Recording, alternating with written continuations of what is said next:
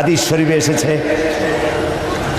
উষ্ট্রের পৃষ্ঠে বসা আল্লাহর নবী, পেছনে বসে গেছেন হযরত যায়েদ বিন উসামা, কুরাইশের নেতারা পায়ে হাঁটতেছে।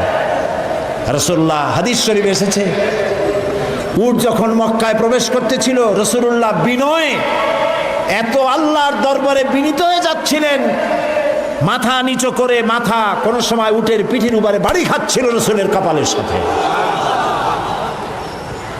মক্কার লোকগুলি কাফেরেরা সব দৌড়াচ্ছে, দিক বিদিক দৌড়াচ্ছে। রাসূলুল্লাহ উষ্ট্র পৃষ্ঠে থেকে নামলেন, নজর পড়ল এক বৃদ্ধার দিকে, কতগুলি বোঝা মাথায় উঠায়, ঘাড়ে নেয়, পড়ে যায়। ছুটে গেলেন বুড়ির কাছে, মা তুমি দৌড়াও কেন? বুড়ো বলছে, তুমি জানো না আব্দুল্লাহর পুত্র মুহাম্মদ সাল্লাল্লাহু আলাইহি সাল্লাম এসেছে, আজ তো উপায় নাই, কাফের সব শেষ করে ফেলাবে। রাসূল বলছে, তোমার এই বোঝাগুলি আমারে দাও। কোথায় যাবা? অমুক এলাকায়। চললেন বুড়ির সাথে, সেই জায়গা পর্যন্ত পৌঁছে তারপরে নামিয়ে দিলেন। বুড়ি বলল, কিছু পয়সা নাও।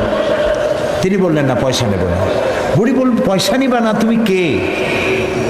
তুমি যে আমার মাল নিয়ে কেটে পড়ো না, এই তো আমার কপাল।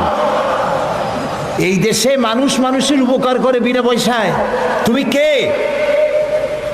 নবীজি বললেন, বুড়িমা, যার ভয়েতে হারাম শরীফ থেকে এত দূরে তুমি এসেছো, আমি সেই মক্কার আব্দুল্লাহর পুত্র মুহাম্মাদুর রাসূলুল্লাহ সাল্লাল্লাহু আলাইহি ওয়াসাল্লাম। বুড়ি বলে, আরে তোমার বিরুদ্ধে কাফের বেঈমানেরা নেতারা এমন বাজে কথা বলেছে, কত বাজে কথা তোমার সম্পর্কে বলেছে। তুমি যে এত মহান, এত মহৎ, এত উদার, তা তো বুঝতে পারি নাই। আমি আর কাফেরে থাকতে চাই না, আমারে মুসলমান বানাও।